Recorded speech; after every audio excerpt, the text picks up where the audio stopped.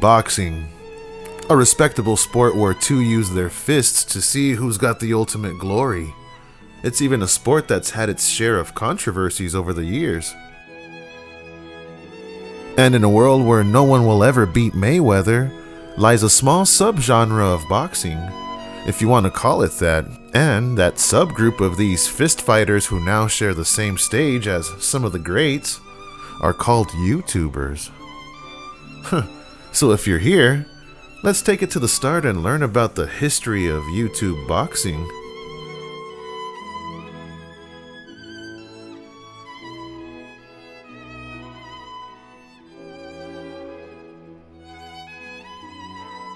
Boxing is a sport that's naturally in our blood. I mean, cavemen probably beat the shit out of each other and they didn't even realize they were boxing. Early forms of boxing are shown on Sumerian reliefs, was introduced to the Olympic Games in 1904, and thank God for the internet because the first film boxing match is pretty damn legit in 1894. A respectable sport where one shows their courage, where one shows who took the time and dedication to train to be unstoppable. We had the greats, man. Ali, Mike Tyson, Oscar de la Hoya, fucking Butterbean. There you go. Tyson Fury, Canelo and his tainted meat. Just get the fuck out of here, man. I mean, boxing was just at its core. To be quite honest with you, I love everything about the sport. Getting together with your friends and family to watch a beating? Damn, barbaric. Are you not entertained? Are you not entertained? The hyped up intros, press conferences, you name it, everything. Boxing had laid a stamp in athletic history books. And besides the greats are the very few. The few that didn't necessarily get their start in combat sports, but rather got their start fighting for the like button, which would eventually turn into a couple of influencers getting inside the ring in August of 2017. But to be fair, YouTube boxing had its start way back in the day. To the days of Kimbo Slice, fist fighting, and early forms of backyard boxing, though I'll only be focusing on events that happened in the boxing ring.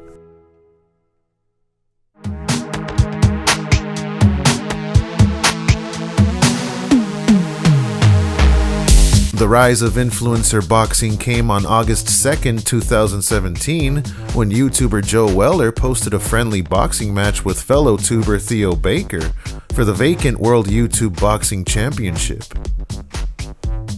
Though this was just a friendly match between two buddies and won by Joe Weller according to the referee, this particular small boxing match would inadvertently create a trend of YouTubers coming out of the woodwork wanting a piece of the action. Now this is where shit started to get serious for the rise of YouTuber boxers. After Weller beat the shit out of Malfoy, KSI would troll Weller's comment section saying that he'd fight the winner of this bout. And well, they made it happen. Serious headshots there. Not only has the video amassed over 20 million views on KSI's channel, the event would be attended by around 8,000 people and had around 100,000 pounds placed on bets with British bookkeepers. The referee would stop the fight during the third round, making KSI the winner, and what did he do? If any YouTuber wants it, you can come get it. Jake Paul, Logan Paul, any of the Pauls, I don't care, bring it. Weller vs. KSI brought YouTube boxers to the public eye and also sparked the interest of the boxing community as a whole.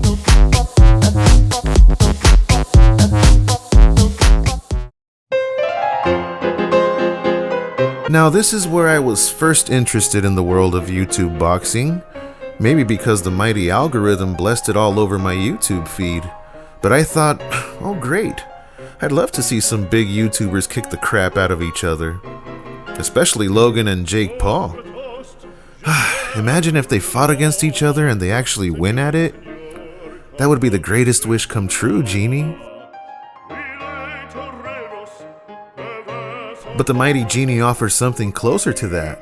And this is where influencers around the world had the opportunity to put their money where their mouth was. Let me tell you. The fights on the undercard legit felt like watching a Fortnite match. Oh my god.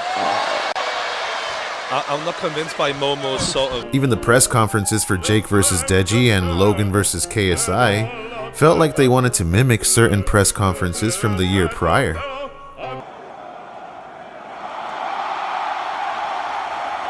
After Mayweather vs. McGregor in 2017, it seemed like the interest of almost weird fights was at an all-time high. An MMA legend versus a boxing legend. Hell yeah. Now we had two popular YouTubers going at it? Logan Paul versus KSI? Shit, take my subscription. The match would eventually end in a draw and spark the popularity of influencers boxing each other, and would even tickle the fancy of companies like Showtime and DAZN in hosting some of these future matches like the Logan Paul and KSI rematch. Though these YouTubers were fighting amongst themselves at first, it would evidently be Jake Paul who would begin fighting quote-unquote professional fighters who some had already seen their prime in combat sports.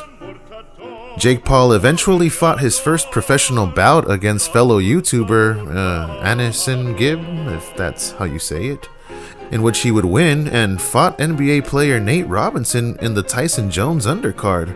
And we all know how that ended. He's trying to get He would fight mixed martial artists like Ben Askren and Tyron Woodley.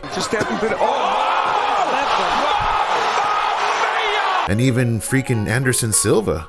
Whereas Logan Paul would end up fighting Money Mayweather and actually lasted the whole fight. Holy shit, Batman. We were witnessing the birth of the real celebrity deathmatch. What is going on with everybody's facial hair tonight? I do not know what you mean. In fact, we were witnessing another cash grab opportunity for everyone involved with every one of these events, collectively making millions of dollars. Get my motherfucking money, Jake! Get my motherfucking money, Jake! Jake Paul would be announcing his first MMA fight through the PFL League. Ladies and gentlemen, you read the title correctly. Though YouTubers amplified boxing arenas around the globe and essentially infiltrated the boxing community, these sort of crossovers have happened throughout combat sport history. Andre the Giant took on pro boxer Chuck Wepner, and Muhammad Ali took on Japanese wrestler Antonio Inoki, both events happening in 1976, with crowds asking for their money back during the Ali bout. Why bring this up? Well shit, good question, Scotch. I bring this up because these types of circus fights didn't just start with Mayweather and McGregor, or hell, even KSI versus Logan Paul. These events are concocted for a reason, and it's money, honey. How big does this pile have to be? But seriously, I can understand why boxers who have trained their entire lives for their dream are pissed off by those who take their sport as a joke. I'm not gonna lie. These YouTubers scrapping it up is quite entertaining, and I'll always be watching, no doubt. But I can't help but feel that some of these boxers are just looking to stay relevant or get a few subscribers for their crazy antics.